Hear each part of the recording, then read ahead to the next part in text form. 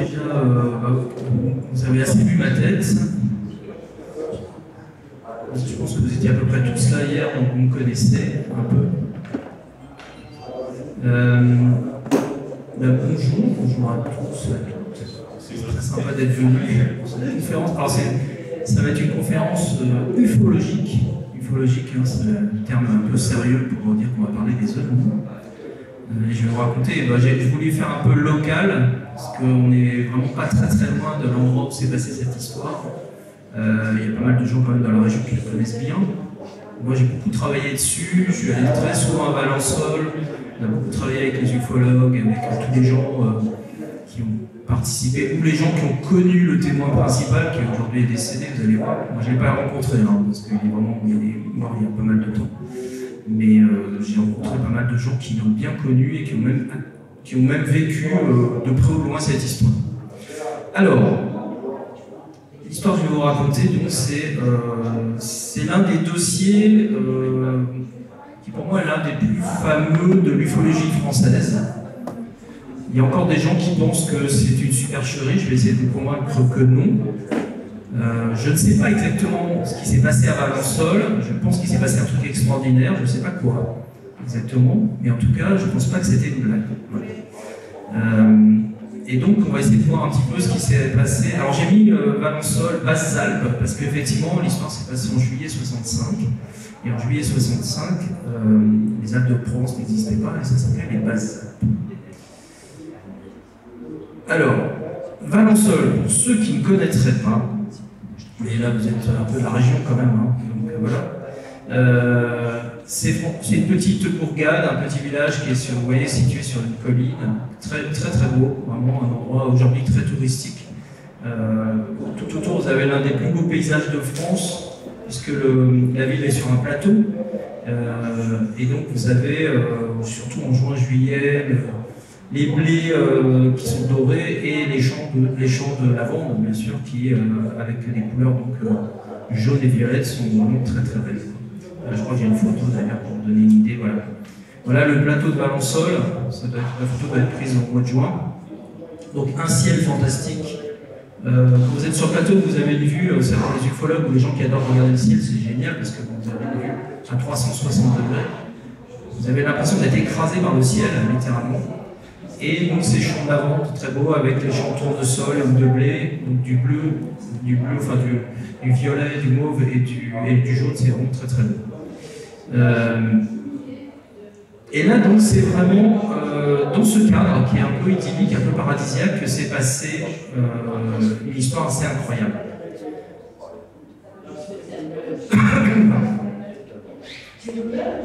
Attendez, je ne sais pas, il faut que je reste là-dessus. Il ne faut pas que je me trompe dans mes slides parce que vous allez me voir les mauvaises images. Je crois que c'est. Attendez, Fifi,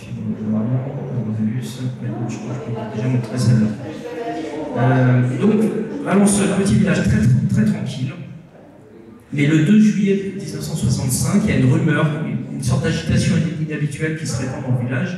Et on commence à dire, les gens commencent à raconter dans les rues, dans le café, que la veille, donc le 1er juillet, un agriculteur de la commune aurait vu une soucoupe volante dans son champ. C'est la rumeur qui se répand dès le 2 juillet 65. Et comme cet agriculteur raconte un peu son aventure à tout le monde, ça commence à faire jaser. Au point que le patron du Café des Sports de Valençol, qui s'appelle M. Moisson, et qui est un ami de cet agriculteur, se dit je vais quand même en parler à la gendarmerie.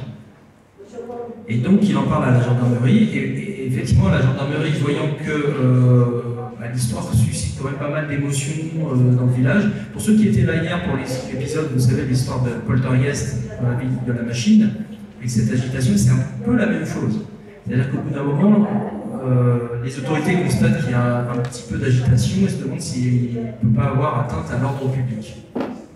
C'est une des missions de la gendarmerie de faire respecter l'ordre public. Et donc, la gendarmerie décide de convoquer cet agriculteur pour lui demander qu'est-ce qui se passe et est-ce qu'il y a quelque chose à raconter.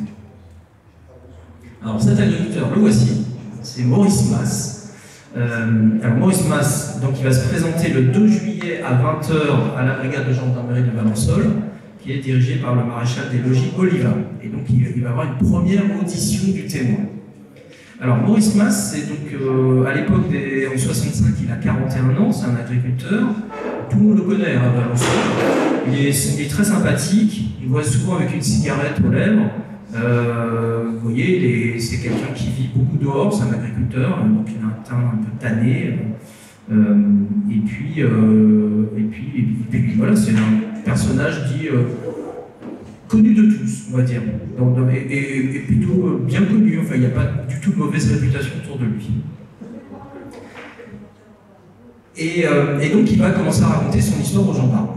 Alors il y a déjà une première chose que je voudrais dire, c'est que, et ça a été rarement mentionné dans l'histoire de Valençol, c'est qu'il va faire en tout 3 dépositions Maurice Mas. Donc la première, enfin en tout cas les 2 premières vont avoir lieu le 2 juillet, et puis il va revenir, j'y reviendrai, il va revenir le 18 août, donc presque 1 mois et demi après, pour faire d'autres révélations.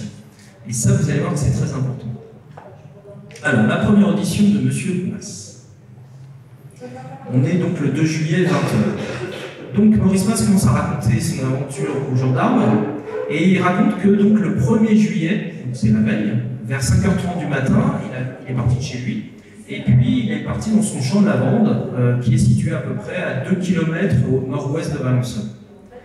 Alors, il le dit d'emblée aux gendarmes, il dit qu'il avait, ce matin-là, il n'a rien mangé et il n'a rien bu avant de partir.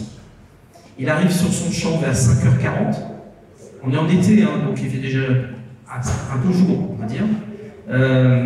Il commence à travailler sa lavande, à biner ses plants de lavandin, durant à peu près 5-10 minutes. Et puis, il fait déjà même presque chaud, donc il enlève sa veste, il s'allume une petite cigarette. Et donc là, il est à peu près 5 h 45. Et à 5 h 45, il se passe quelque chose. Il se passe quelque chose. Alors moi, le mieux, c'est je lui laisse la parole, parce que comme il a beaucoup raconté ça aux gendarmes, plutôt que de me dire ce qu'il dit, on va dire, je vais vous dire ce qu'il a dit réellement. Et donc Maurice Mas dit dans le procès verbal, je pense que c'est après, voilà. J'ai entendu un sifflement non loin de moi. Je n'ai absolument rien vu après le sifflement. Je me suis dirigé d'où il semblait provenir et j'ai alors constaté qu'un engin était posé dans mon champ de lavande.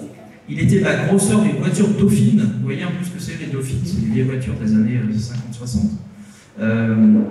Donc il était de la grosseur d'une voiture de Dauphine, de couleur mat, et sa forme ressemblait à un ballon de rugby avec une porte à glissière sur le côté. Le dessus était en matière transparente, et j'ai aperçu une sorte de personne à l'intérieur, et lorsque j'ai aperçu l'appareil, il y avait déjà un autre personnage qui était à terre, enfin qui était dans le champ. Et lui, il était habillé d'une combinaison, sa tête était nue, et il avait les mains vides. Et à ce moment-là, Maurice Mas dit, j'étais à peu près à 60 mètres de cet objet et de ces personnages. Donc, il dit que le personnage qu'il a vu dehors avait 1 mètre de haut, corpulence assez importante. Et ensuite, il raconte que le passager de l'engin a dû l'apercevoir, et donc il a averti son acolyte qui était dehors, qui est donc remonté dans l'appareil, et qui, après, Maurice Mas a entendu un bruit sourd, et l'engin a disparu presque immédiatement en direction de Manos. Voilà ce que Maurice Mas raconte à sa première audition.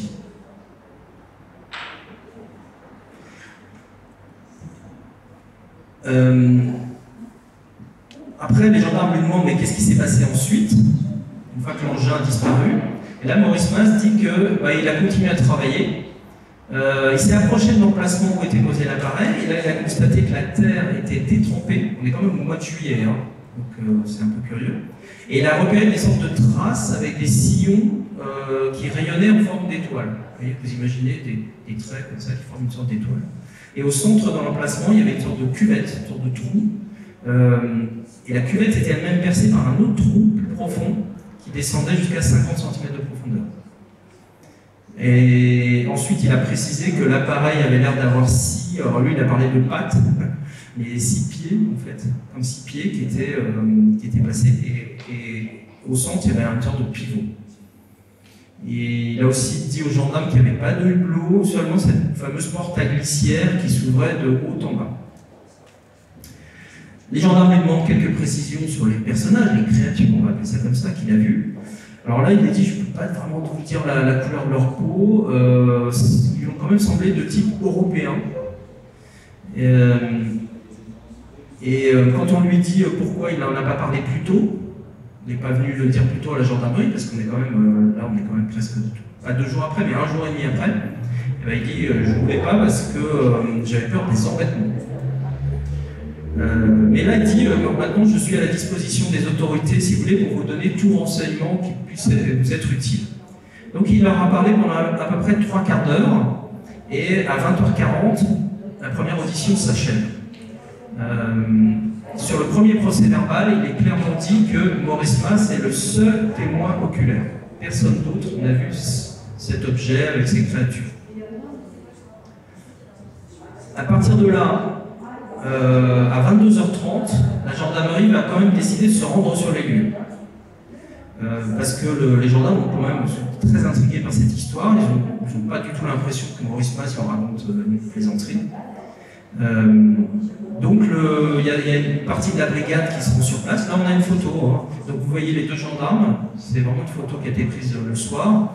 Et à gauche vous avez Maurice Mas qui est en train de fumer sa clope, parce qu'on voit souvent avec sa cigarette, et qui leur explique où il était dans le champ. Donc ils sont sur les lieux. On a aussi un procès verbal qui lui date du 5 juillet, qui confirme bien que les gendarmes sont allés sur les lieux avec le témoin. Donc sur place, ils ont constaté que le champ de lavande a été fraîchement bidé, donc là il a été travaillé par Maurice Mas, et ils vont donc trouver la présence d'une trace insolite. Alors cette trace, voilà à quoi elle ressemble, et ça c'est le schéma de la gendarmerie, qui a été refait après. Donc vous voyez une sorte de tas, tout en bas à droite, il y a une sorte de tas de, je ne sais pas ce que c'est, des pierres, c'est là où normalement Maurice Mas était, quand il a entendu le fameux sifflement. Et donc il s'est déporté sur la gauche, et là donc il s'est approché un tout petit peu, et il a vu cet objet dont il dit qu'il était à 60 mètres. Et la fameuse trace dont je vous parlais, elle ressemble à ça. Vous voyez une sorte de cuvette, et au fond, il y a un...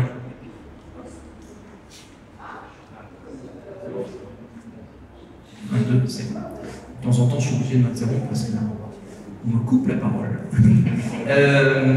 Et donc, vous voyez cette fameuse cuvette avec des sortes de trous tout en bas. Donc, c'est une cuvette qui n'est pas très profonde. Hein. C'est un trou, alors c'est 1,20 m de diamètre, hein, c'est pas très grand. Le trou, il fait 18 cm de diamètre et une quarantaine de centimètres de profondeur, hein, 40-50 cm, pas plus. Les autorités voient bien les sillons aussi tout autour, qui font comme une sorte de croix ou d'étoile tout autour. Et ils constatent que la Terre est... Alors, là, ils voient... par contre, eux, Maurice Mas leur avait dit qu'après l'observation, lui, il avait vu que la Terre était détrempée. Et eux, par contre, constatent que la Terre est dure comme du ciment. Au contraire. Et puis, ils constatent que certains plants de lavandin, un peu dans la direction qu'a prise l'engin, un peu comme si l'engin, en décollant et en s'éloignant, avait un peu calciné quelques plants de lavandin. En tout cas, il y a certains plants de lavandin qui sont vraiment très abîmés. Donc les gendarmes font un croquis des lieux, ils font des constatations, ils ne relèvent pas grand-chose de plus, d'abord parce qu'à 22h30 il fait déjà nuit, hein, donc ils sont à l'homme de poche, hein, ils ne voient pas énormément de choses, même si, moi j'ai fait pas mal d'observations de nuit à Valençol, il n'y a pas de pollution lumineuse, hein, donc le ciel est très clair, on voit les étoiles, c'est merveilleux, mais bon, à 22h30 il fait quand même déjà nuit, donc ils n'ont pas vu grand-chose. Et puis il faut savoir aussi une chose, c'est qu'entre le moment où Maurice Mas a raconté son histoire, le 1er juillet matin, et le 2 juillet soir, il y a plein de curieux qui sont venus. Parce que voilà, l'histoire s'est répandue, donc ils ont voulu aller se rendre sur place. Donc j'ai envie de dire, si on ne parle pas de scène de crime, mais c'est comme une scène de crime. Quoi. Il y a déjà, s'il y avait des indices, ils ont disparu ou ils ont été effacés, ou piétinés. Alors ensuite, retour à la gendarmerie, deuxième audition de M. Mas. Alors là, peut-être on ne connaît pas les questions qu'ont posées les gendarmes, mais comme ils sont allés sur place, ils ont sans doute des questions un peu plus précises à lui poser. Et en tout cas, Maurice Mas, lui, va donner des détails supplémentaires qui ne lui étaient pas venus en tête à la première audition. Alors, qu'est-ce qu'il dit? Il dit d'abord que la sorte de personnage de créature qui était là, qui était à l'extérieur de l'appareil, quand elle montait dans l'appareil, elle a avancé la main droite pour s'agripper au bord de l'ouverture. Ça, il ne l'avait pas dit. Il a dit aussi que l'engin était parti en oblique et qu'il a perdu de vue au bout de 10 à 15 mètres. Donc, ça veut dire que l'engin est parti, enfin décollé, c'est élevé dans l'air, donc du coup il est parti très très vite.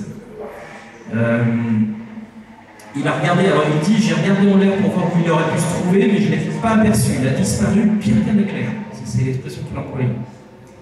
Et donc lui, il a toujours dit, voilà, quand il était par terre, l'objet ressemblait à ce qu'on voit sur le dessin, à savoir un peu comme une araignée avec des pattes posées comme ça. Il s'est aussi rappelé que c'est le pivot qui était enfoncé en terre qui a donné cette impulsion première en faisant un bruit sourd. Et donc après, les pattes se sont mises à tourner et l'objet a décollé. Et là, il raconte que, en fait, il s'est approché de l'emplacement 15 à 20 minutes après le départ de l'engin. Donc ça veut dire que, entre le moment où l'engin décollait et le moment où il s'est approché de l'endroit où il était, il est resté un peu, lui il dit, j'étais tout émotionné, donc il est resté un peu pétrifié, comme ça, et il n'a pas pu s'approcher. Et ensuite, donc il a travaillé dans son champ, et vers 10h30, ce qui est tard, hein, puisque là l'observation c'est vers 5h45 du matin, vers 10h30, il rentre à Valensole et il croise un ami sur le chemin et il commence à lui raconter son histoire. Il va la raconter ensuite au village, au café du village, et ça va se propager comme ça. Il faut savoir aussi qu'au soir du 1er juillet, à 20h30, Maurice Mas est revenu dans son champ avec sa fille. Ça, il ne l'avait pas dit. Et donc, ils ont, en fait, lui avait constaté que la terre qu'il avait vue détrempée, en fait, dès le soir, était dure comme du ciment. Le 2 juillet, sur le coup de 12h30, c'est toujours avant d'avoir vu les gendarmes, il est à nouveau retourné dans son champ avec des amis. Et là, il avait découvert que les bords du trou étaient un peu noircis sur le côté nord. Voilà, tous ces petits détails qu'il n'avait pas donnés dans la première audition, il va la donner dans la deuxième audition. Et donc la deuxième audition se termine à 23h30, à peu près. Le 3 juillet, donc le lendemain, les gendarmes retournent sur les lieux. Là, ils vont prendre, vu qu'il fait jour, ils vont prendre des photos. Ils prennent des clichés photographiques et ils vont faire un plan extrêmement détaillé, parce que là, ce que vous voyez, c'est le croquis qui a été fait par la gendarmerie. On voit tout en haut à droite le monticule de pierre derrière lequel était M. Mas. Il mesure qu'il y a à peu près 90 mètres entre ce monticule de pierre et l'endroit où est apparu l'appareil, le vaisseau. Et puis on voit bien donc, les directions est-ouest, il y a de la vigne, donc il a traversé une partie de la vigne, M. Mas, pour s'approcher. Il y a de la lavande à côté, et puis on voit bien les directions. Enfin, c'est vraiment très précis. Et donc le champ est vraiment relié, il est au nord d'un chemin de terre qui relie en fait la D15 à la D16. Donc c'est les routes qui vont de Valensole à Oraison et de Valensole à Manosque. En gros, on est vraiment à 2 km au nord-ouest de Valensole. Et dans le champ,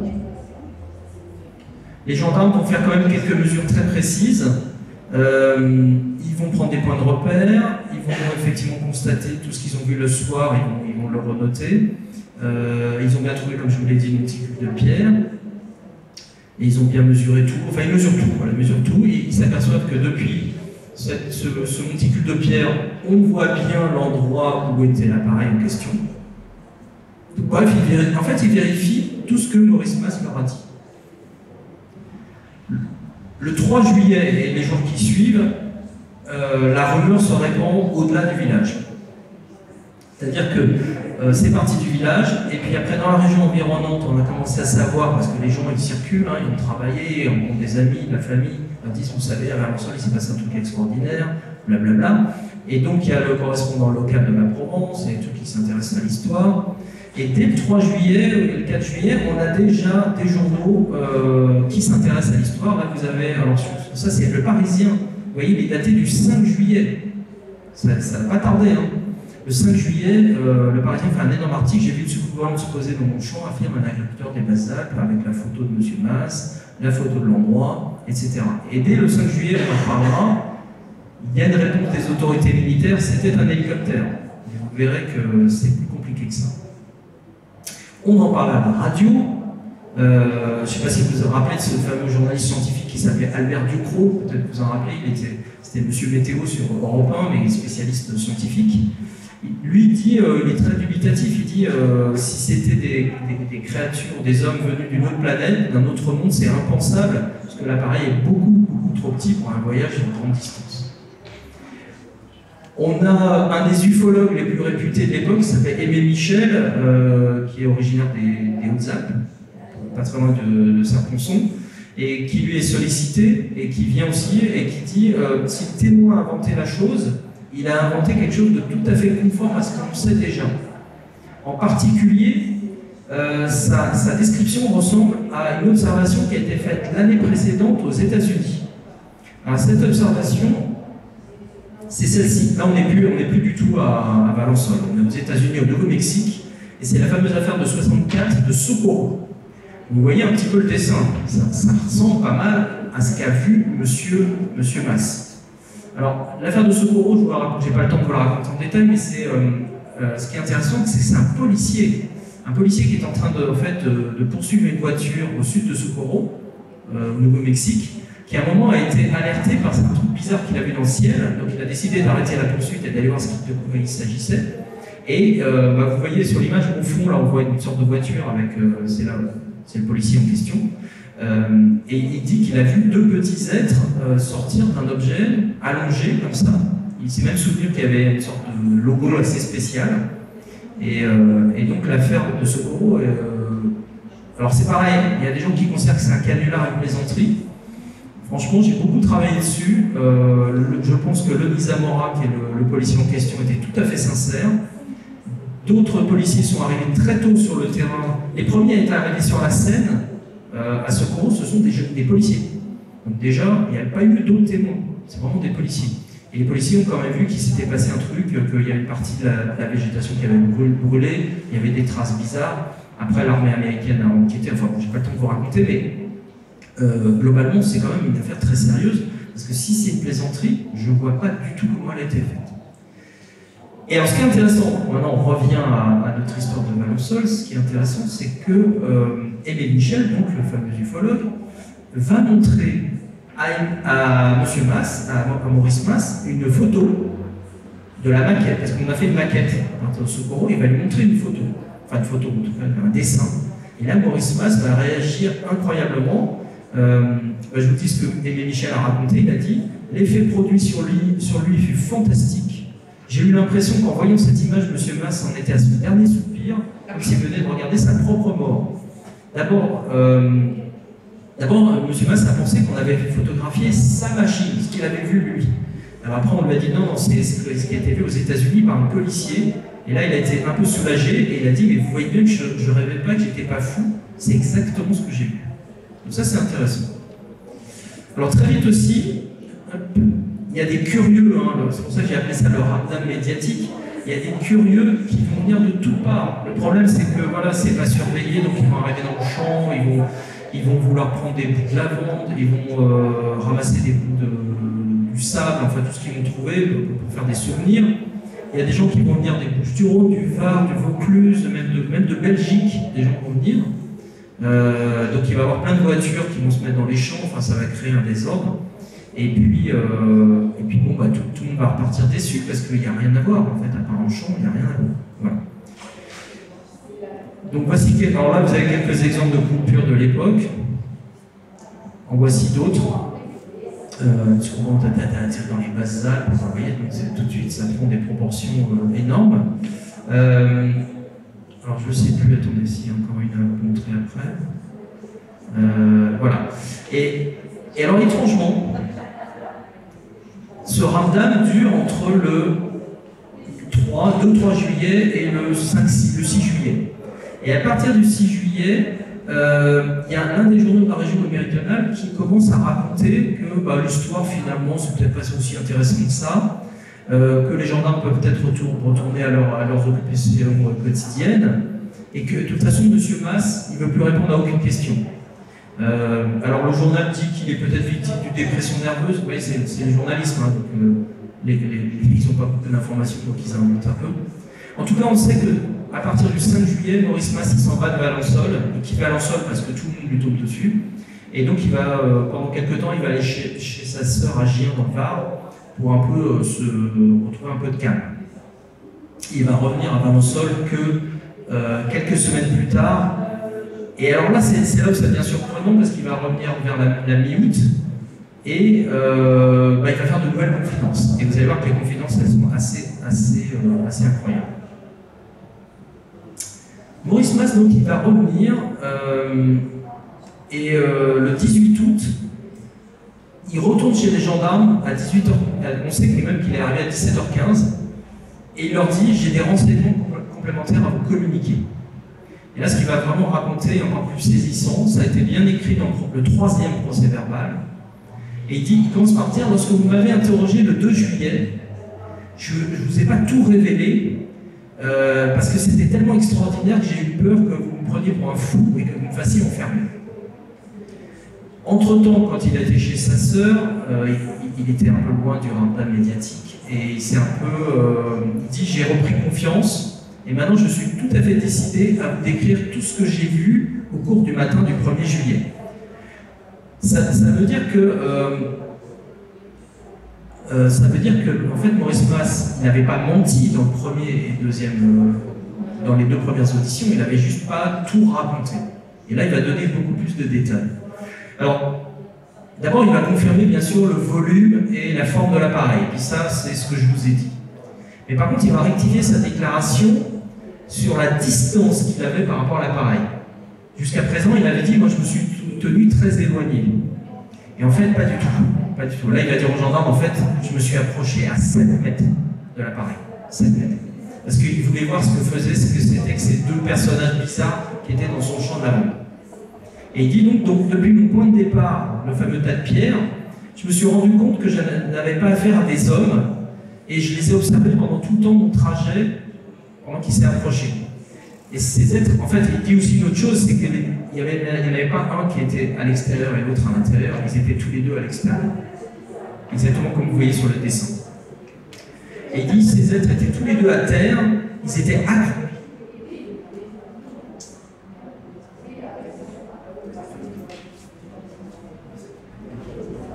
Non, oui, ça marche. Ils étaient accroupis et l'un me tournait le dos et l'autre lui faisait face. Et il me regardait et regardait en fait des plombs de l'avant. Et alors ce que raconte Maurice Mas, et là il n'avait pas dit, c'est que, et là on tombe presque dans la science-fiction, c'est qu'il s'est produit un phénomène très spectaculaire. Lorsqu'il est arrivé à 7 mètres de l'appareil, celui, on va dire le personnage qui était tourné dans ma direction, donc il l'a vu, l'a aperçu, et a fait un signe à l'autre, et là ils se sont tous les 2 levés, et celui qui avait le dos tourné, donc s'est retourné, lui a fait face, il a fait un geste du bras, et dans sa main, il y avait une sorte d'objet. Et à ce moment-là, M. Mas s'est retrouvé immobilisé, paralysé, complètement. Il a dit, je ne ressentais rien, je n'étais ni engourdi ni contracté, simplement je ne pouvais faire aucun geste, ni remuer tête, bras, jambes et corps. Donc il est paralysé, il est là, il ne peut plus rien faire, mais il peut respirer, il est tout à fait conscient, lucide. Et donc il est planté devant les 2 créatures et il ne peut que les observer. L'avantage, c'est qu'en étant à 7 mètres et en ne bougeant pas, il les voit bien. Il les voit bien. Et donc là, il va donner des détails qu'il n'avait pas donnés sur ces 2 créatures. Il dit que ces 2 êtres n'atteignaient pas 1 mètre de hauteur. Ils avaient une tête en forme de potiron, d'un volume égal à 3 fois la tête d'un homme normal. Ils avaient des oreilles assez grandes, pas de menton, un trou rond à la place de la bouche, des yeux qui c'était un peu comme les nôtres, mais qui étaient, il n'y avait pas de sourcils, et ils avaient un grand crâne sans aucun cheveu. La peau était lisse, totalement imberbe, pas de barbe, pas de poils, rien. Il a dit que leur teint était assez proche d'un homme blanc. Ils avaient, leur carrure était à peine plus large que leur tête. Ils avaient des bras et des jambes, hein, bien sûr. Il n'a pas vu bien, il n'a pas très bien vu les doigts, donc il ne peut pas dire, sauf il a dit qu'il y en avait un qui avait un pouce, en tout cas quand il a brandi une sorte de bâton là, pour le paralyser, il a dit j'ai bien vu le pouce, mais j'ai pas vu s'ils avaient des doigts et combien de doigts. Qu'est-ce qu'il dit aussi? Il a dit qu'ils avaient des petites mains, et pour les pieds, il ne se rappelle pas, il n'a pas fait très attention aux pieds. Il a vu aussi leur combinaison, comment ils étaient habillés. Il a dit qu'ils avaient une combinaison assez foncée d'une seule pièce. Côté gauche, il y avait une sorte d'étui assez petit. À droite, un autre étui plus volumineux. Il a dit j'ai très bien distingué celui qui m'avait immobilisé et qui remettait ensuite dans l'étui porté à gauche l'objet qu'il avait braqué sur moi. Et ces étuis étaient soutenus, d'après M. Mas, par une sorte de ceinture. Et alors il dit, étrangement, alors que j'étais paralysé et que la situation était complètement extraordinaire, il n'a pas eu peur. Et il s'est dit même à tel point que c'est comme si on l'avait un peu anesthésié. Il a dit ces deux êtres sont restés quelques minutes à discuter, me regardaient la plupart du temps. J'ai remarqué que leurs yeux bougeaient, il entendait même une sorte de gargouillement qui provenait de leur gorge. Et donc, il a dit aussi qu'ils n'avaient pas de cou. C'est comme s'ils avaient leur tête était rentrée directement dans les épaules. Voilà. Mais il a dit à aucun moment j'ai eu l'impression qu'ils voulaient du mal. Mais juste que je les ennuie pas, quelque part. Donc là, il donne énormément de détails qu'il n'avait pas donné un mois et demi avant. Et il va donner aussi quelques détails sur l'appareil lui-même, sur l'engin. Ça, c'est un dessin de Maurice Mas. Il dit voilà, c'est à peu près, ça ressemblait à peu près à ça. Donc, comme il est immobilisé, il ne bouge pas, il voit bien l'objet qui est en face de lui. Et donc là, il dit, il y avait un dôme transparent, on voit ensuite de dôme transparent, comme ça ressemblait à du plexiglas. L'engin pouvait être haut d'à peu près 2,50 m, il y avait une ouverture bien plus haute que large, et au bout donc de 4 à 5 minutes, les deux personnages ont grimpé dans l'appareil, ils sont aidés de la main droite et de la main gauche, ils sont grimpés dedans, et puis donc là, c'est une porte à glissière, donc du haut du survêt qui s'est refermée, un peu, vous savez, ce qu'on appelle les meubles classeurs qu'on a dans le secrétariat, qui sont comme ça. Ça devait sembler automatique. Et une fois qu'ils étaient, par contre, qu'ils sont rentrés à l'intérieur, il les a pas vus. Et enfin, Maurice Mas décrit donc aux gendarmes la manière dont l'appareil s'est envolé. Il dit j'ai entendu un bruit sourd qui a duré peut-être 2 à 3 secondes. L'appareil s'est soulevé de 50 cm à 1 mètre.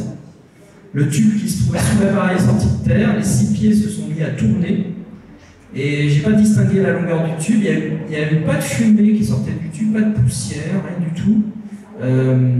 Et puis, donc, l'appareil s'est élevé en oblique, un peu comme ça, et il est parti en arrière dans la direction de Manosque. Voilà. Maurice Mas dit qu'il allait plus vite qu'un avion en réaction au décollage. Il l'a suivi pendant. Au départ, il avait dit 5-6 mètres, mais en fait, il l'a suivi pendant 15 à 20 mètres, et après, il l'a perdu de vue. Alors, il précise quand même qu'il connaît les avions, quand même. Hein. Il est certes agriculteur, mais il connaît quand même les avions. Surtout à Gien, il en voit beaucoup, parce qu'il y a un aéroport à côté, dans le Var, et donc les avions en réaction, il voit ce que c'est. Et là, il a dit que c'était pas du tout un avion en réaction. Et en plus, il voyait très loin, puisqu'il était sur le plateau, donc la vue était, l'horizon était assez loin, et donc il voyait une dizaine de kilomètres, mais il a dit, moi cet appareil, il a disparu dans le ciel, j'ai plus rien vu du tout.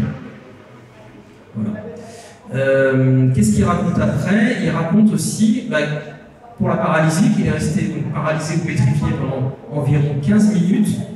Il dit même, j'ai eu peur de rester si longtemps sans pouvoir bouger, puis j'ai pu remuer les mains, et presque immédiatement tout le corps, et tous mes membres un petit peu comme avant. Et donc là, il est parti vers son tracteur, il s'est allumé une cigarette.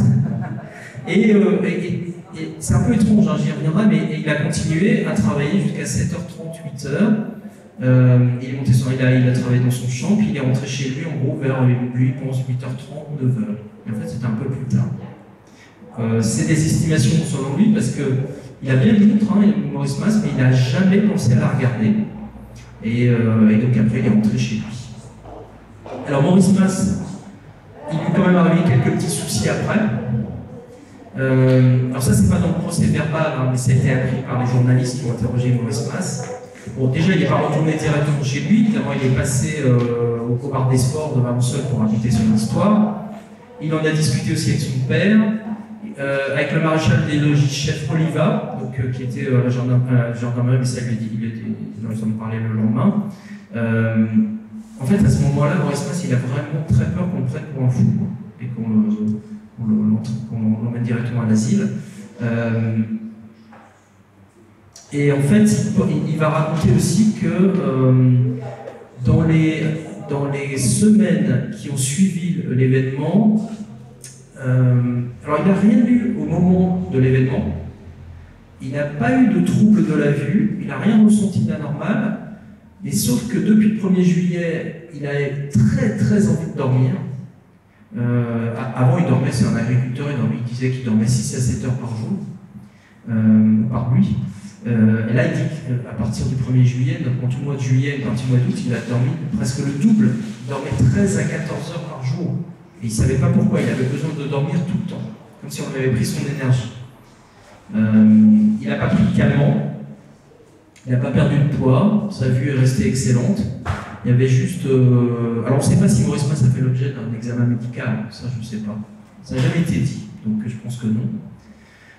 Mais en tout cas, voilà, lui il a dit, le seul truc c'est ce qu'on appelle l'hypersomnie, c'est-à-dire qu'il y a une envie vraiment de dormir énormément. Ça c'est ce que Maurice Mas a dit. Après il y a eu des rumeurs non confirmées. Le problème c'est que quand il arrive des choses comme ça, il y a des gens qui en rajoutent et qui racontent, c'est mon expression, des conneries. Et donc on a dit que M. Mas, il avait des dons un petit peu paranormaux. Et que chez lui, il y avait, un peu comme j'ai raconté hier, des histoires de poltergeist, c'est-à-dire des objets qui bougeaient tout seuls, des trucs comme ça chez lui. Ça, c'est absolument faux. Il y a aussi l'idée qu'il aurait cherché à tout effacer lui-même de son chant pour qu'on n'en parle pas. C'est faux aussi. On lui a prêté aussi des paroles, parce que il y a des gens qui ont dit qu'il avait décrit que les créatures étaient retournées dans l'appareil de manière assez extraordinaire, en s'élevant dans l'air, un peu comme des bulles dans une bouteille. Enfin voilà, des trucs comme ça. Tout ça, ça a été inventé par des journalistes ou des gens qui racontaient des bêtises. Il n'a jamais dit ça. Dans le champ de lavande, les traces sont restées un petit moment. Alors on a dit qu'effectivement, pendant longtemps, on ne pouvait pas cultiver, que ça ne poussait pas. En tout cas, il paraîtrait qu'il y avait effectivement quelques anomalies. Mais bon, après, il paraît qu'après après plusieurs mois, les plants de lavande ont recommencé à pousser normalement. Oui. Je crois qu'il y a un article, j'ai un exemple d'article vraiment farfelu que j'ai trouvé. Voilà. On vous raconte, je ne sais plus où c'était, vos montres se dérèglent, c'est que vous avez approché un extraterrestre. Voilà. Et qui on met en photo? Monsieur Mas. Donc ça, c'est... Voilà, c'est un peu triste parce que bon, on utilise une photo de lui, en plus il tient une montre, je ne sais même pas si la photo n'est pas un peu trafiquée. Bon, en même temps, il n'a jamais parlé de ça. Bah non, ça fait très farfelu. Et en bas, il y a écrit, parce que vous ne voyez peut-être pas, il y a marqué « Depuis qu'il avait une soucoupe se poser dans son champ, les montres de M. Mas se détraquent. » Vous voyez, c'est n'importe quoi. Bon. Mais voilà, c'est ça. Le problème de l'ufologie, c'est ça, c'est qu'il y a un événement extraordinaire qui se déroule, on essaie d'avoir une approche sérieuse, et se greffe dessus ce genre de choses. Alors, on va maintenant essayer de voir un peu, d'analyser un peu ce cas. La conclusion officielle des gendarmes, dans leur rapport, dans les procès-verbaux de gendarmerie, ils concluent, je vous dis exactement ce qui est écrit, une visite insolite dans le champ de lavande.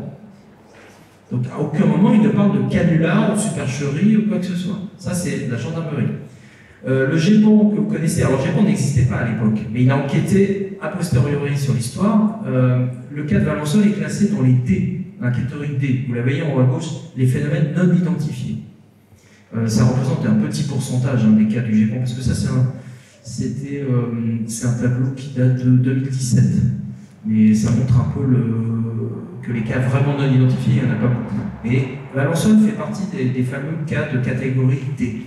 Ça c'est intéressant. Le GEPAN a été créé en 2005, bien après. Il faisait suite, donc il n'existait pas du temps de l'incident du Valençol. Avant le GEPAN, il y avait le CEPRA, et avant, qui était lancé en 88, et avant il y avait le GEPAN, mais GEPAN, j'ai écrit G-E-P-A-N, qui a été créé en 72. Ce qui est dommage, c'est que le fameux GEPAN n'a pas fait d'études. Ça aurait été intéressant qu'il en fasse parce que lui était plus proche de l'événement. 72, c'est pas très loin de 65. Il y avait peut-être des témoins, des choses comme ça à aller voir. Malheureusement, ça a été fait bien après. Donc, en fait, l'essentiel des investigations a été fait d'une part par les gendarmes, c'est les fameux procès-verbaux, et qui sont vraiment très précieux. Moi, je pense que c'est la base de cette histoire, ce sont les procès-verbaux, et ce que Maurice Masse a vraiment dit, et pas ce que la presse ou d'autres gens ont dit, et des ufologues privés qui ont fait des compléments d'enquête. Donc, comme on ne sait pas, aujourd'hui, à Valençol, on ne sait pas ce qui s'est passé, on peut passer en revue des hypothèses. Donc, je vais essayer d'en passer quelques-unes en revue, puis on va voir ce qu'on peut en dire. Première, voilà, c'est, alors vous voyez monsieur Maurice Masse, il est à gauche sur la photo, c'est pas une photo de très bonne qualité, mais bon, en tout cas, on le voit, on le reconnaît, en train de boire un coup. Il y a une grande partie de l'opinion à l'époque, à la fin des années 60, qui a dit que cette histoire c'est un canular. En disant, bah, de toute façon, les visites d'extraterrestres dans des petits vaisseaux spatiaux, etc., c'est impossible, donc forcément, monsieur Masse a tout inventé. Il a fabriqué lui-même la trace d'atterrissage, et en fait, il a voulu faire une blague à ses copains à Valençol, et puis ça a mal tourné parce que bah, ça l'a complètement dépassé. Peut-être que Maurice Masse avait entendu parler d'un fameux épisode qui s'est passé à Carouble. Carouble, c'est dans le Nord, c'était en 54, hein, c'était 11 ans avant, mais il y avait un garde barrière qui avait vu 2 martiens, c'est comme ça qu'il disait, qui, sur la voie de chemin de fer, pas très loin de lui, il avait été lui aussi paralysé. Ça ressemblait, son histoire à Carouble ressemblait un peu à celle de Valençol aussi. Est-ce que Maurice Masse a pu reproduire cette scène dans les champs de la bande? Moi je le pense, franchement, on peut pas l'exclure totalement, mais je n'ai aucun élément, aucun indice qui me permette de dire, d'envisager que ce qu'a raconté M. Masse est une sorte de récit transposé de quelque chose qui s'est passé ailleurs. Alors oui, on a fait une enquête sur Maurice Masse. Oui, c'est quelqu'un de sympathique, quelqu'un qui est bon vivant, qui raconte des histoires drôles, qui aime bien rire comme tout le monde, le cœur sur la main, etc. Mais la plupart du temps, il racontait plutôt ses exploits à la chasse, à la pêche, mais pas des histoires. Il ne lit pas de romans de science-fiction, il n'est pas du tout dans ces histoires-là. Et puis beaucoup de gens disent oui, bon, il avait bien plaisanté, raconté, mais il ne racontait pas des âneries ou des trucs extravagants. En gros, pour dire, c'est pas de galéjade. Voilà. Et les enquêteurs qui l'ont rencontré, et les gendarmes, à aucun moment n'ont envisagé que c'était une blague, une supercherie. Ils ont toujours pris assez au sérieux ce que racontait Maurice Masse. Moi, il y a 2 points qui me paraissent aller dans le sens de la sincérité de Maurice Masse. Le premier, c'est que... Tu vois, il y a du suspense.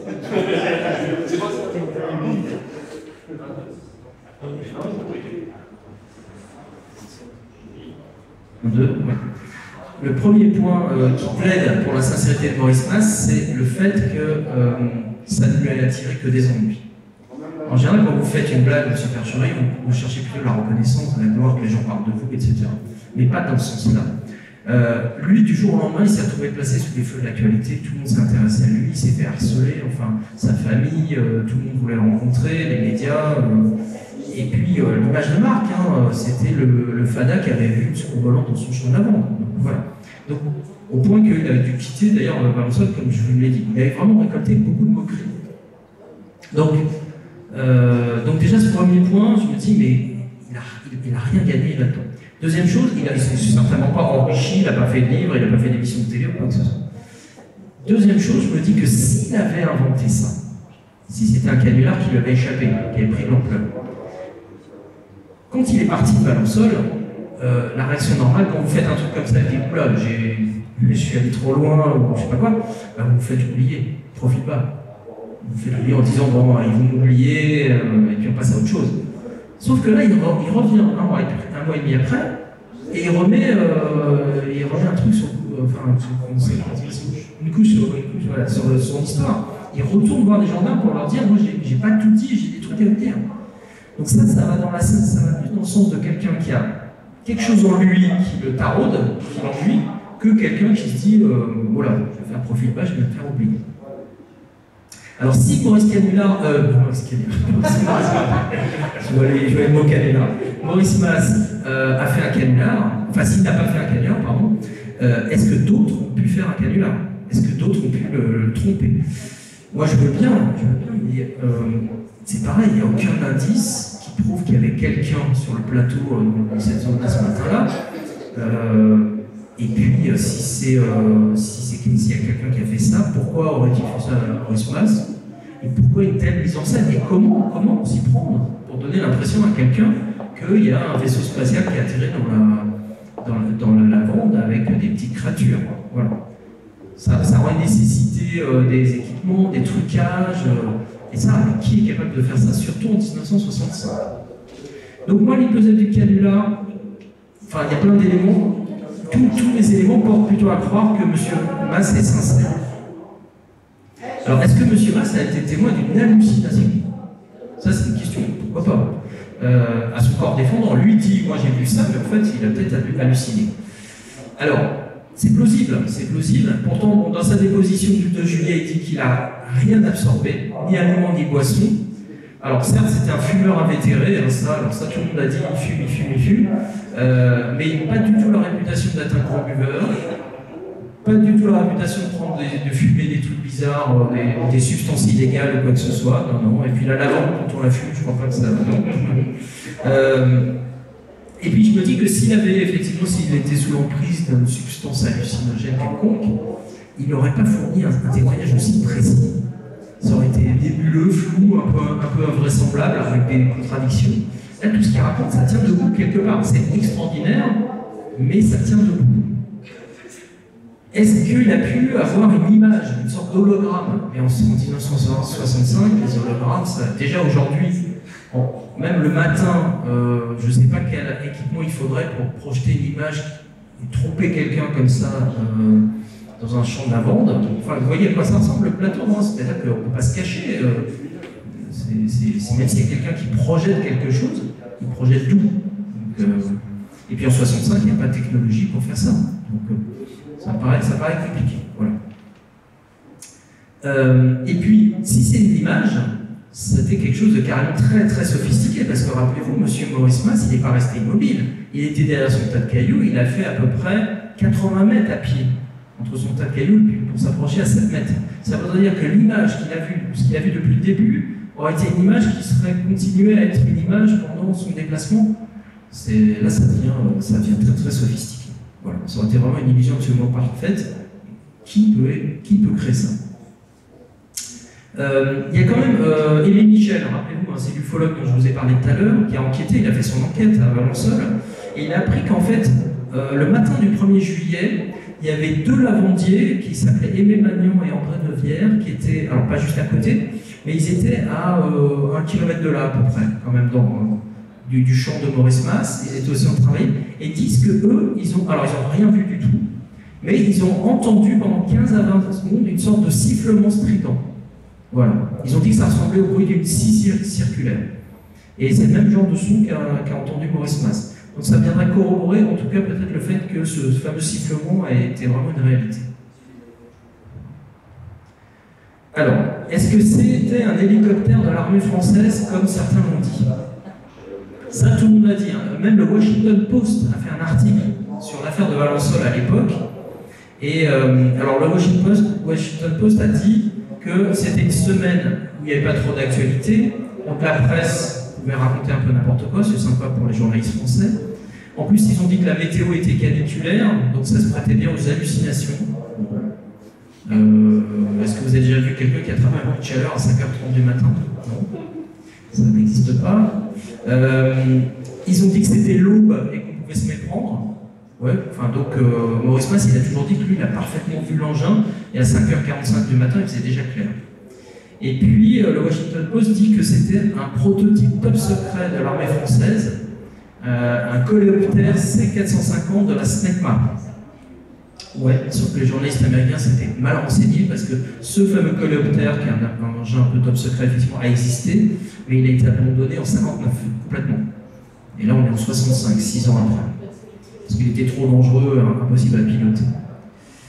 Très vite après l'incident, et je ne sais pas si vous avez vu, il y avait une coupure de presse qui le disait, là, celle que j'ai montrée, 2 journaux, le Dauphiné Libéré et le Patriote, ont dit que c'était un hélicoptère de l'armée française. Ça ressemblait, et après ils ont dit, si on interprète ce qu'a dit M. Mas, ça ressemble à un hélicoptère de type Alouette 2, ce que vous voyez à l'écran. Parce que la turbine émet un sifflement caractéristique lorsque le rotor s'arrête. Alors la confusion est renforcée par le fait qu'il y avait à cette époque autour de Valençol des manœuvres militaires. Il y avait des manœuvres sous le nom de code Provence 65. Et qu'en plus, l'engin de Maurice Mas, quand il a décollé, il a pris justement la direction de la zone où avaient lieu ces fameuses manœuvres militaires. Donc là, il y a un scénario qui s'est déployé qui disait que c'est un hélicoptère qui serait peut-être posé sur les champs de lavande à Valençol. Le problème, c'est que l'armée n'avait pas d'autorisation de le faire, et donc l'armée, voyant qu'on parlait de soucoupe volante, aurait dit très bien, qu'il parle de soucoupe volante, comme ça il nous oublie, et comme ça on ne sera pas inquiété, ils ne s'occuperont pas de nous. Bon, les traces qu'on observe au sol ne ressemblent pas du tout à des traces d'hélicoptères, encore heureux, parce que si les hélicoptères laissaient des trous dans le sol comme ça poserait un gros problème. Voilà, donc cette option. Alors il y a plusieurs journaux qui ont repris l'option, l'hypothèse de l'Alouette. Moi je trouve que cette hypothèse elle ne tient pas du tout compte de ce que raconte M. Mas. M. Mas il ne raconte pas ça. Il parle vraiment d'un engin qui ressemble. Enfin, il n'a pas parlé de rotor, il n'a pas parlé d'hélice, il parle des passagers. En plus, l'armée de l'air a dit que sur le plateau de Valençol, ils n'y étaient pas ce jour-là. Donc, bon, voilà, moi je trouve que. Et puis, Maurice Mas, il a aussi dit l'engin ne possède ni rotor ni pale, et tout de même la prétention de savoir reconnaître un hélicoptère. Il n'est pas totalement imbécile.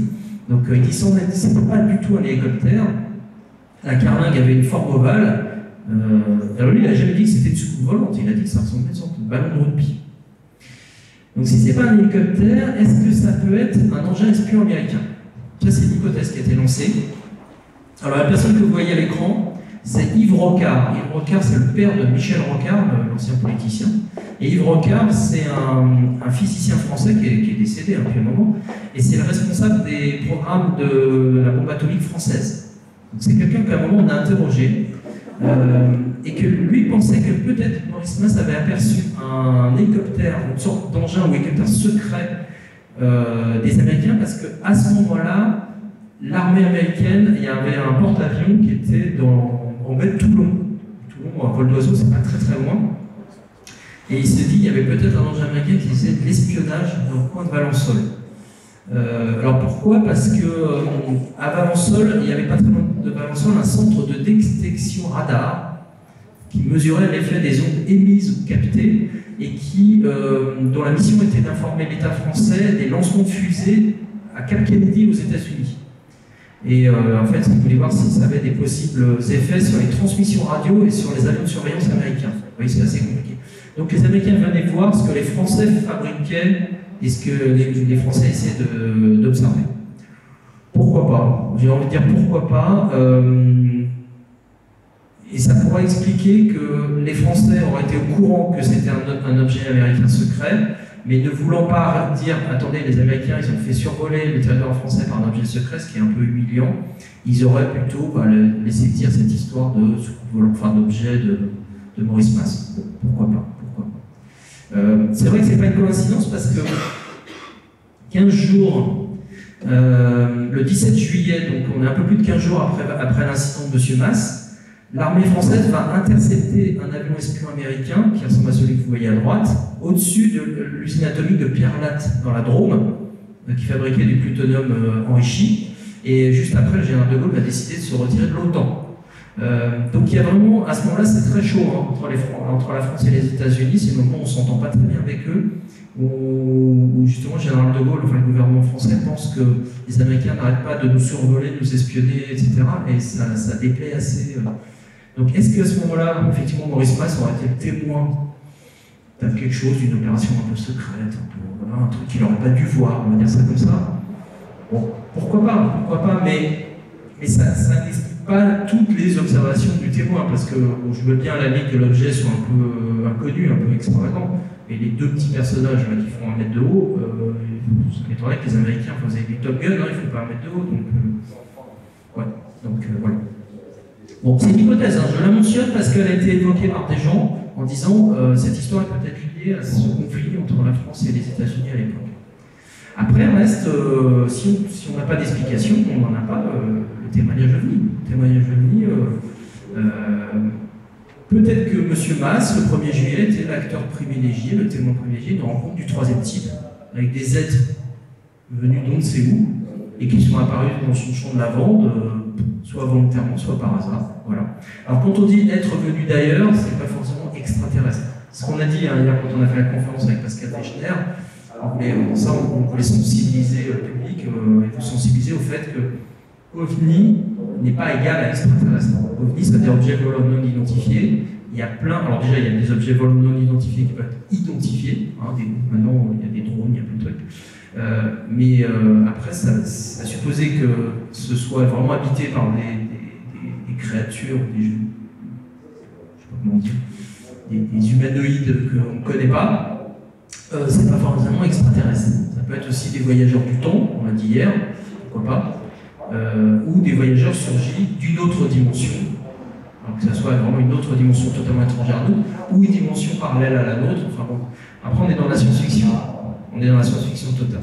Mais l'hypothèse, c'est soit du réel, c'est-à-dire soit c'est vraiment ce qu'on appelle l'hypothèse tôle et boulon, comme ça qu'on dit, quand l'objet est matériel, soit c'est une manipulation du cerveau par une autre intelligence. On peut très bien avoir une intelligence venue d'ailleurs, inconnue, qui manipule le cerveau et crée dans le cerveau des images, et M. Mas a eu l'impression. Alors on n'est pas dans l'hallucination, on est dans la manipulation, mais il a eu l'impression de vivre une aventure extraordinaire, alors que ce n'était pas vraiment le cas. Voilà.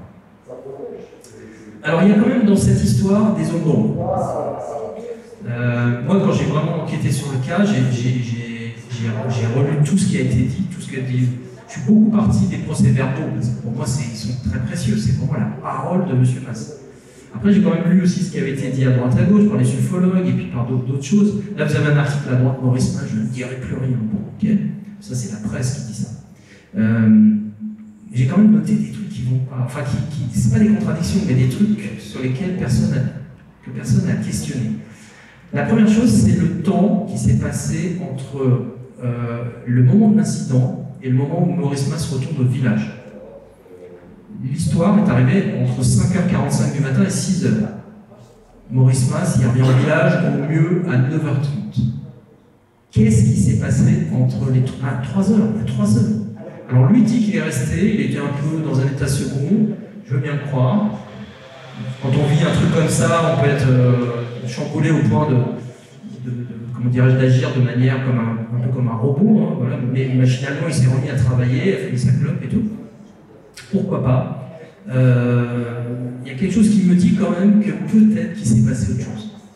Peut-être qu'il s'est passé autre chose. Est-ce que Maurice Mas, même dans son troisième audition, a tout dit?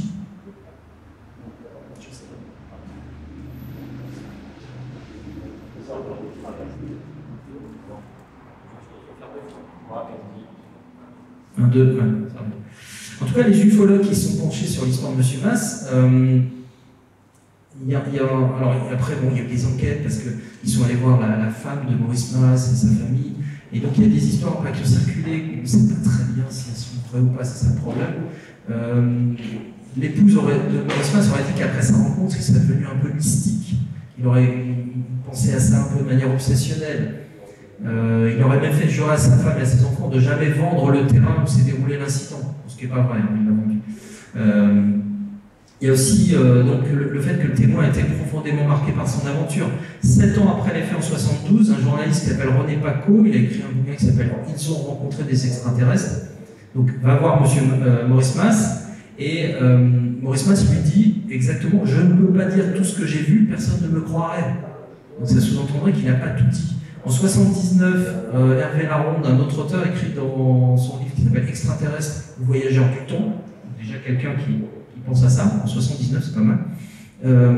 Il dit à propos de Maurice Mas, il y a quelque chose d'indéfinissable chez cet homme humble, quelque chose qui laisse supposer qu'il en sait plus long qu'il peut bien le faire admettre. Voilà. Donc voilà, il y a peut-être quelque chose. Un autre ufologue qui a rencontré, toujours pareil dans les années 70, dit que Maurice Mas fait des rêves prémonitoires. En 79, on a une rencontre au sommet, entre guillemets, entre Maurice Mas et Jacques Vallée. Alors, Jacques Vallée, on en a parlé hier avec Pascal Fechner, il habite en Californie, c'est le plus grand ufologue français, il a plus de 80 ans. C'est lui qui a inspiré le personnage joué par François Truffaut dans Rencontre du troisième type. Si vous voyez le film de Spielberg, il y a un Français, un scientifique français, voilà, donc lui, son personnage est inspiré de Jacques Vallée. Et on ne sait pas ce que Jacques Vallée et Maurice Mas se sont dit, mais en sortant de la rencontre, Jacques Vallée a dit qu'en tout cas, les êtres dont il parlait étaient de quelque part ailleurs, mais qu'ils étaient humains. Donc, ça me tendrait à penser qu'en fait, on n'est peut-être pas face à des extraterrestres, peut-être à des terrestres, et des terrestres doux. Des terrestres qui ne sont pas comme nous. Du futur, peut-être, ou d'une autre dimension, peut-être, je ne sais pas. Alors, il a été aussi question que Maurice Mas aurait vu un autre ovni. Ça aussi, il a été question. Un autre ovni quelques temps plus tard, mais on ne sait pas vraiment quand, et qu'il aurait pu entrer en communication avec les êtres et qu'il aurait eu quelques messages. Ça, c'est. Alors, Pascal Fechner, c'est dommage qu'il ne soit pas là, mais on aurait pu en parler hier. Mais lui, il a entendu beaucoup à Valensole, cette histoire, notamment que Maurice Mas aurait confié des secrets, non pas à sa femme, mais à l'un de ses petits-enfants. Donc, il faudrait essayer de le trouver, mais pour l'instant, c'est impossible. Enfin, ils ne veulent rien dire. Impossible. Donc voilà, il y a bien des ondes d'ombre autour de Maurice Mas. Et juste avant de finir, je voudrais vous montrer, en juillet 2018, à Valensole, on a fait un colloque sur l'ufologie. Et il y avait pas mal d'ufologues qui étaient là, des spécialistes qui connaissaient bien l'histoire. Et donc on s'est dit, on va aller voir exactement où ça s'est passé.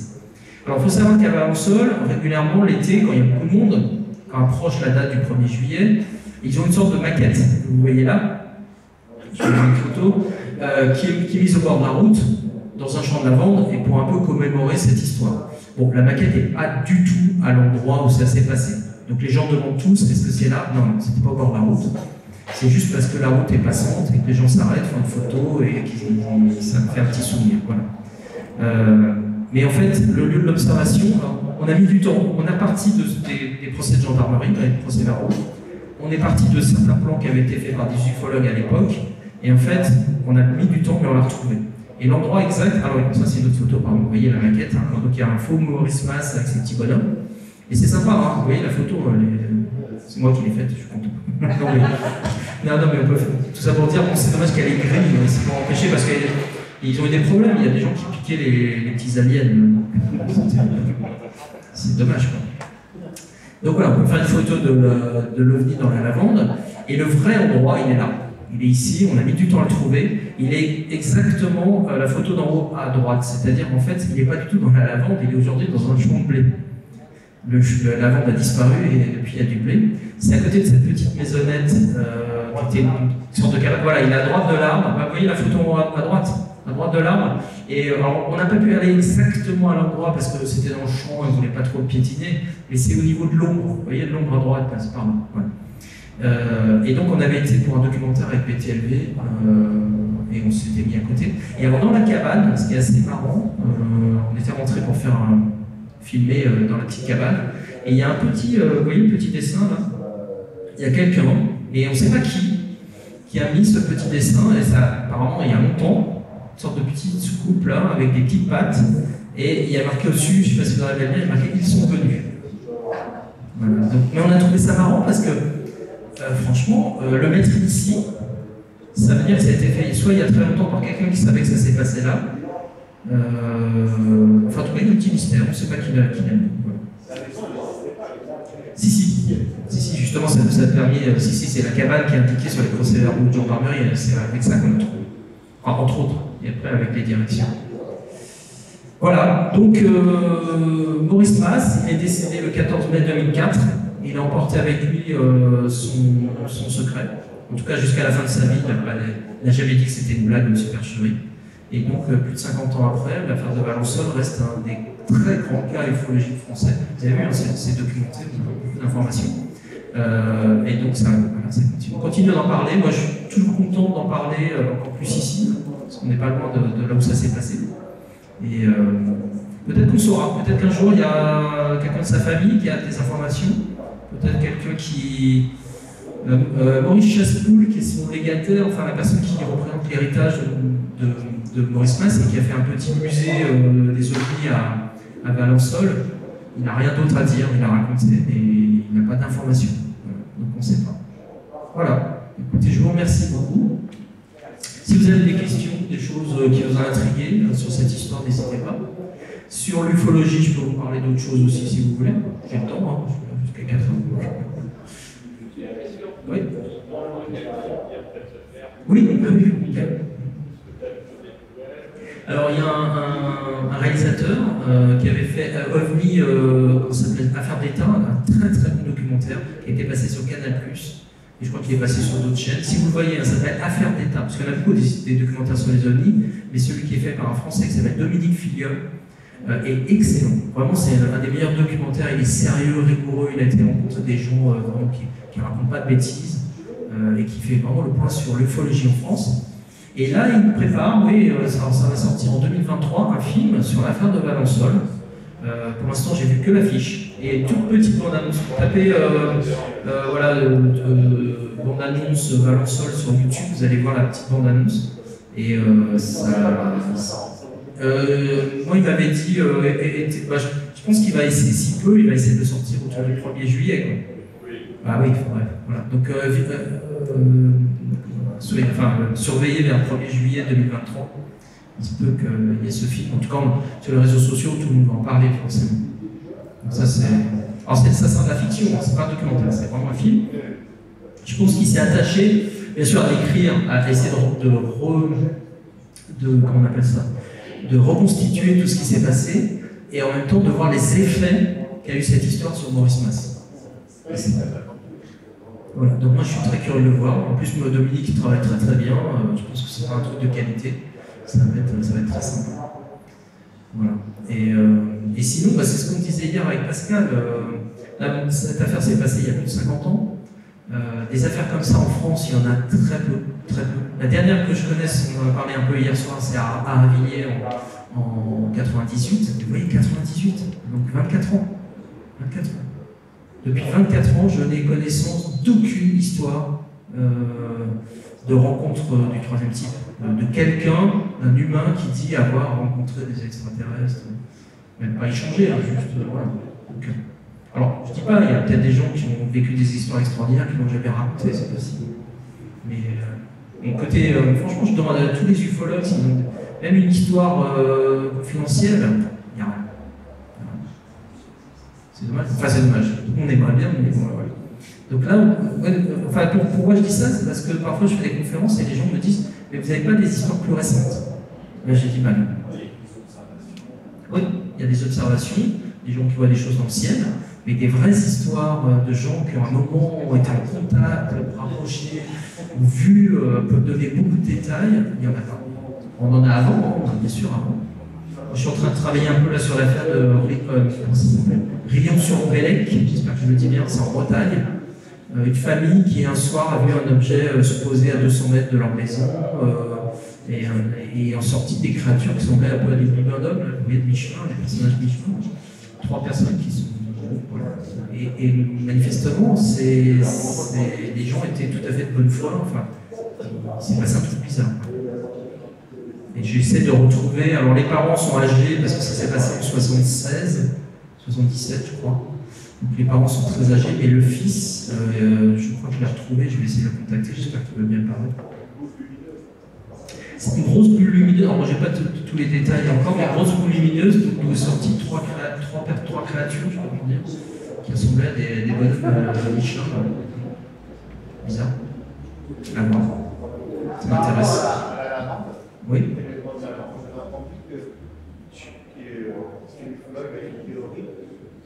Prélever des âmes là-bas parce qu'il y a eu un accident nucléaire à la même période.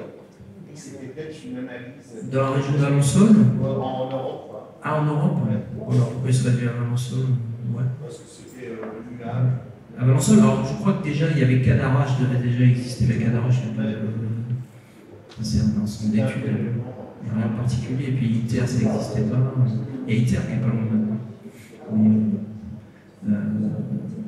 Alors en tout cas, il paraît que le plateau de Valençol, si vous êtes dans la région, surtout en été, là, ou même en hiver, hein, vous habillez chaudement, vous pouvez aller la nuit, si la nuit est très claire, c'est fabuleux, on voit la Voie lactée et tout. C'est un site d'observation incroyable. Ouais. Et il y a beaucoup de gens, moi j'ai fait 2-3 veillées, on appelle ça des veillées, hein. On s'habille chaudement, et puis on regarde, et puis il y a des gens qui ont des télescopes, des trucs, enfin, du matériel. On voit bien le ciel, hein. C'est vraiment chouette. C'est vraiment chouette. Ça, moi qui habite à Paris, je vois bien la différence. Et vous aviez entendu parler d'épisodes dans la région de Auch? La région de Auch, je vois où c'est, mais non. Dans le Gers? Oui, je vois où c'est, mais je ne connais pas d'histoire dans le Gers. Enfin, d'histoire. Ça n'a pas été je peux me renseigner pour savoir si des gens. Parce que les spécialistes, ils connaissent un peu tout ce qui se passe en France, voire en Suisse et en Belgique. On enquête un peu. Après, il faut savoir qu'il n'y a pas de lien beaucoup entre les ufologies. Je pense qu'il se passe plein de trucs en Italie, mais il n'y a pas souvent de rencontres, d'échanges entre les ufologues des différents pays. Elle a vu, il y a eu un petit article dans le journal et elle a vu effectivement. Vous avez été témoin d'un. Vous voulez en parler? Moi, je n'ai pas vu d'être vivant. Ouais, mais vous avez vu. Et c'est l'histoire dans le Gers? Oui, dans le Gers, ça aussi. D'accord. Et en fait, j'avais 14-15 ans à l'époque. Et je suis descendue, on habitait dans une villa, une maison, pour ramasser le linge dehors. Il faisait minuit déjà, pas très tard, mais la nuit commençait à tomber, je pense. C'était en quelle année à peu près? 77 peut-être. Ouais, milieu des années 70. D'accord. Et puis, j'étais en train de ramasser mon linge, et puis d'un coup, j'ai vu une forte lumière. Et je levais la tête, et au-dessus de la tête, c'était au niveau du toit, et c'est vraiment au niveau de la circonférence. C'était assez plat. C'est plutôt un disque? Un disque, ouais. Ou un œuf écrasé? Ouais, et avec une lumière diffuse au centre. Ouais. Plein de fenêtres un peu rectangulaires, enfin une ouverture rectangulaire. De hublot? Ouais, c'était rectangulaire, ça je me rappelle. Mais j'ai plus personne. Et donc j'ai regardé, j'ai fait. C'était grand comment? C'était une circonférence un peu comme la Seine, mais ovoïde. D'accord, oui. Et c'était au-dessus de. Enfin, j'étais avec mon frère. D'accord. Ah oui, vous étiez deux, ça c'est bien parce que. Et du coup, à Beauvais, ça s'est levé comme ça. Et c'est parti en arrière. Vous, quand vous l'avez vu la première fois, l'objet était déjà là. Il était à la taille. Vous l'avez vu arriver? J'ai vu la petite là. D'accord. Il était à loin au-dessus de nous. Ouais. Et après, ça fait ça. Et puis, c'est parti super vite. Et en fait, c'est plusieurs témoignages. Plusieurs personnes l'ont vu dans le Gers. Il y a d'autres gens qui l'ont vu ce jour-là. Et du coup, on a été interrogés par la presse, il y a eu un article dans le journal, dans la dépêche. Et on a été interrogés par la presse. Et puis après, j'ai rencontré, il y a eu une grande conférence avec le professeur Rives, Hubert Rives. Donc, on avait aussi discuté. C'est un astrophysicien Hubert Rives, un peu âgé. Enfin, c'était super. Après, j'ai tapé comme un petit truc, mais c'était hyper impressionnant. Non, mais ce qui est intéressant déjà. Et il y a eu il est revenu.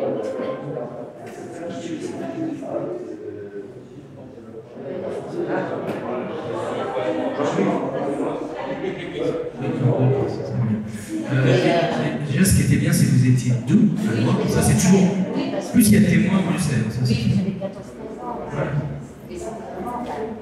C'était immense. C'est extrêmement posé, un silence, dans le silence. Et vous aviez. Le souvenir est peut-être lointain, mais est-ce que vous vous rappelez que ça bourdonnait? Non, rien du tout. Ouais, c'est souvent dans les observations d'OVNI, il n'y a aucun bruit. Au silence. Et vous avez. Est-ce que vous avez eu l'impression que vous étiez peut-être dans une bulle de silence? Il y a tout du temps, j'ai une sensation de un peu de. Comme si les sons naturels, hein, les bruits d'oiseaux et tout ça disparaissaient. Entre deux étapes. Ouais, ça c'est assez fréquent. Mais je l'ai fait, je marque un cahier, parce que c'est l'expérience qui m'appelle.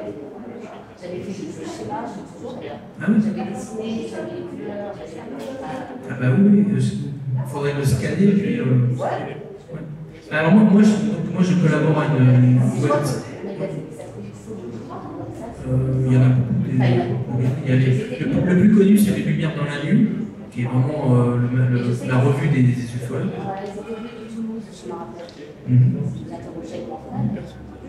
Parce que moi, je travaille pour une web TV qui s'appelle BTLV, et on fait alors, vous étiez peut-être pas là hier, je ne sais plus, et moi j'ai expliqué qu'on fait une libre antenne tous les 15 jours le mercredi soir en direct à 19h, et donc les gens nous appellent de manière anonyme.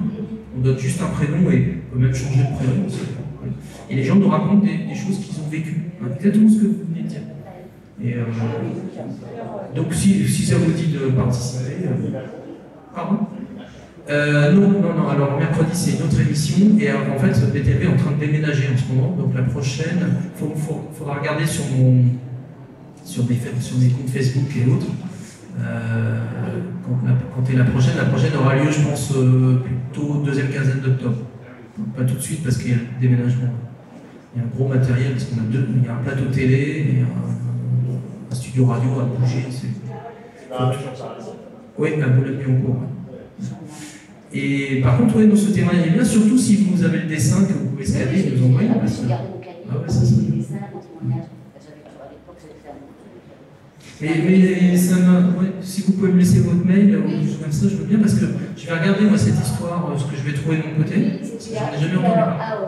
Ouais, je vais regarder. Je pense que c'était milieu des années 70. Ok, je vais regarder. Parce qu'à l'époque, c'est très archivé, hein, les ufologues, ils notent tout. Donc, et ouais, puis j'étais avec mon frère, donc on avait de la photography, on était dans le jardin de la dépêche. Ouais, je vais chercher, il y a peut-être des vieux articles aussi que je vais trouver. Ah bah vous avez vécu une belle vie, c'est un mystère. Hein.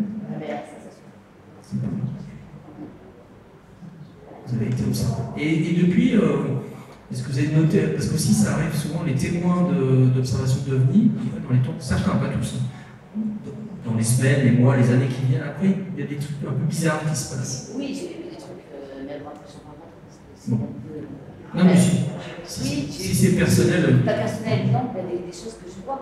Enfin, Est-ce que vous, ou votre frère, qui était témoin aussi, est-ce que vous ou votre frère, vous avez noté, je sais pas, des petits trucs insolites, enfin, soit non...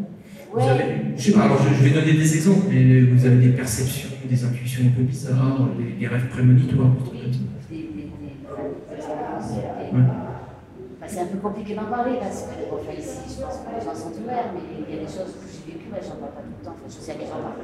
Mais des choses que je vois, que les autres voient pas. Oui, non, mais alors ça, je peux vous dire, je vous rassure, énormément de témoins disent qu'après, ils ont des petites facultés, des petits trucs. C'est comme si on leur avait donné un petit cadeau, enfin un cadeau, je sais pas si c'est un cadeau, mais on les avait un tout petit peu modifiés, on va dire. Oui, je peux en parler, de toute façon, je sais que moi je l'ai vécu, je n'ai même pas envie d'en parler, parce que voilà, en Égypte, par exemple, je suis pas en Égypte, et j'étais très attirée par ce pays, mais un truc de fou, et voilà, il fallait que j'y aille, et donc j'y suis allée, et tout au long de mon voyage, tout m'a ramené à Isis, aux églises, certaines choses, et donc un soir, on était venu avec mon mari, et on était à un seul lumière dans Nous sommes. Ouais. Non, plus longtemps. À Fidèle. Et puis donc on était assis, on regardait le lumière, et puis on dit, t'as vu, quand même, c'est super, il y a des comédiens, il y a des gens, on me met sur lumière et tout, puis moi je lui mets ici, regarde. J'ai vu une femme avec un voile violet, très pâle, avec une lunettes sur la tête. Et puis j'en ai parlé avec d'autres gens du groupe, et puis en fait, et qu'il avait vu. Et puis après, voilà, on est parti dans le désert, mon chameau il s'appelait Osiris, on a pris une féloux, c'était Isis, plein de trucs comme ça. Ça, c'est ce qu'on appelle des synchronicités. Pensez à un truc. On a visité un temple, mais j'ai écouté ma guide parce que je savais, on était venus de l'air. Je sais pas. Voilà, une expérience parmi tant d'autres. Non, mais j'en parle pas souvent. C'est intéressant. Après, ça vous appartient. Hein. Oui. Je dis toujours, de toute façon, les témoignages n'appartiennent qu'à ceux qui les font parce qu'on n'y était pas, on n'est pas vous, c'est vous qui avez vu ça ou assisté à ça. C'est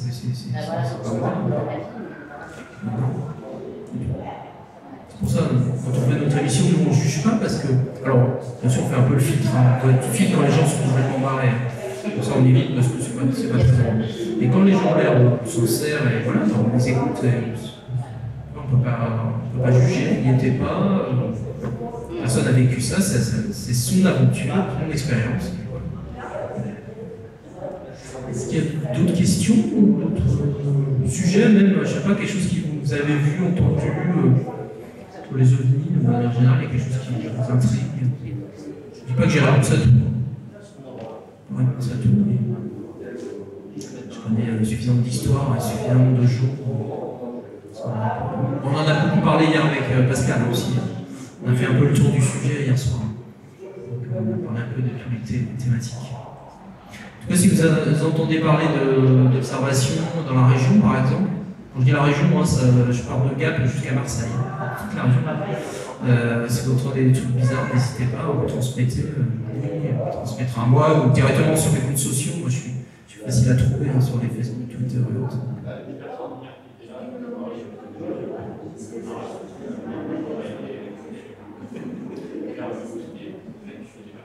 C'est où ça? Au sud. Ouais.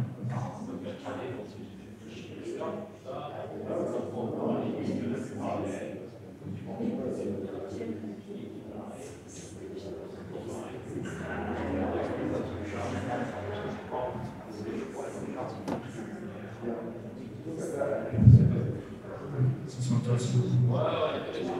Il y a les enquêtes, trouver les témoins, bien sûr pas. Parce que les gens qui disent je connais quelqu'un qui connaît quelqu'un, il faut essayer de trouver la personne qui a vraiment vu. Qui va être témoin, sinon ça se défend. Ici vous avez un endroit qui est un peu connu pour l'ufologie, il y a Valençois bien sûr, mais il y a la Javie aussi qui est au-dessus entre Digne et justement les Serponçons. La Javie, c'est connu parce que ça serait l'endroit. Alors, vous avez entendu parler de l'affaire Hugo, ça vous dit quelque chose, les Humites. Alors, je vais dire mon avis, moi je pense que ça ne tient pas trop bon. Je pense que c'est une grosse histoire qui a été montée par, à l'époque, le KGB pour faire la désinformation scientifique. Bon, il y a des gens qui ne sont pas d'accord avec moi, là c'est mon avis. D'autres vous diront non, il y a vraiment du sérieux là-dedans. En fait, c'est des gens qui recevaient des lettres régulièrement pendant des années avec plein d'informations de tout niveau, soi-disant écrites par des extraterrestres qui s'appellent les Humites, qui donnaient beaucoup d'informations sur leur planète, sur leur façon de vivre, et beaucoup de choses scientifiques.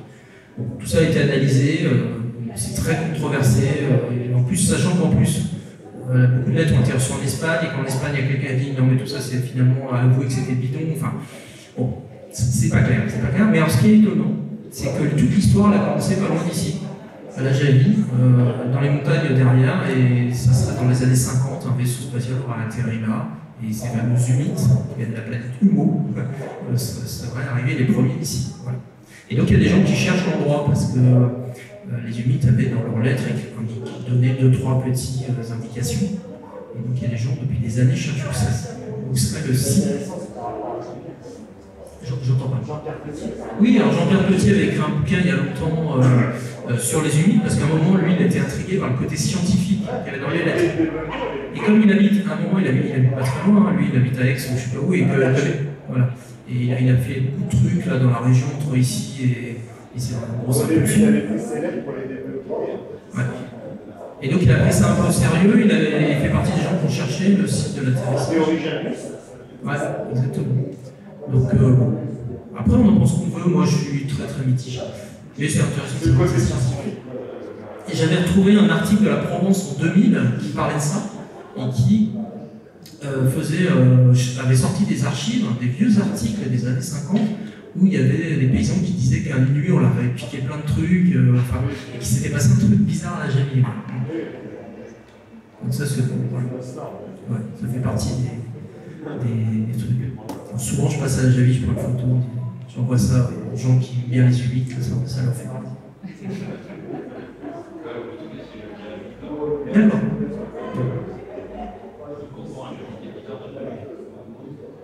Des Humites?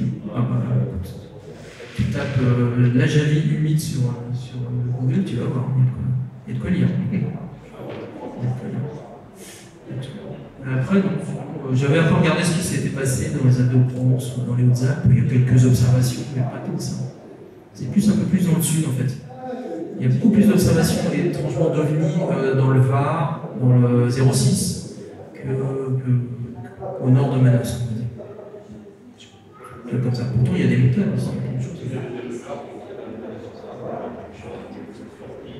Ouais. Sinon, nous, on a eu, par contre, à l'île Montagne, on a eu des observations, enfin des témoins, des gens qui ont appelé et qui ont raconté des histoires autour du Verdon. Voilà, les gorges du Verdon, tout ça, le lac, le machin. Par là, ouais. Ils avaient vu des objets près. Moi, j'ai constaté quand j'étais à Valençol, etc., que quand on est dans une voiture, qu'on prend des photos du plateau en roulant, il y a tellement d'insectes, on a l'impression, après, quand on regarde les photos, qu'il y a des sortes d'ovnis, des petits objets bizarres à l'ancien, en fait, c'est des insectes. Voilà. Donc, il faut se méfier aussi. Mais bon, et si vous voyez quelque chose, vous entendez parler de quelque chose, faites signe. Moi, je fais une observation en 95. Ouais. Côté de l'Odin, dans le Gard. Ouais. Unité angulaire. Cette période de la vague belge. Et en hiver. La belge, c'est 90. Ouais, tardif. Vous avez dit quelle année?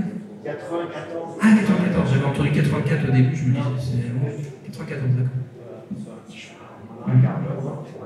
Très lent. Ouais. Très lent. Et il était triangulaire? Triangulaire. Ah, grand classique, ouais. Ouais, lumière dans les coins. Lumière blanche, Ouais, lumière rouge au milieu. Ça commence à parler. Voilà, vous savez un moment. Ça, on continue à le voir. Nous, on a eu des témoignages très récents, là, les fameux ovnis triangulaires, gros comme énormes, hein, en général. Ça peut faire plusieurs dizaines de mètres. Ouais, assez haut, avec des lumières blanches aux extrémités et parfois une lumière rouge au milieu.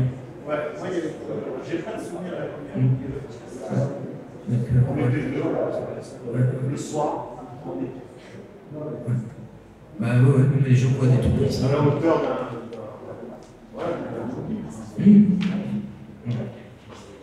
Bon, bah je vais m'arrêter là.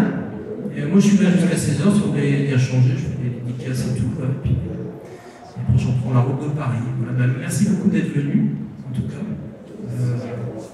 Voilà, comme je dis toujours, les pieds sur terre, les yeux ouverts.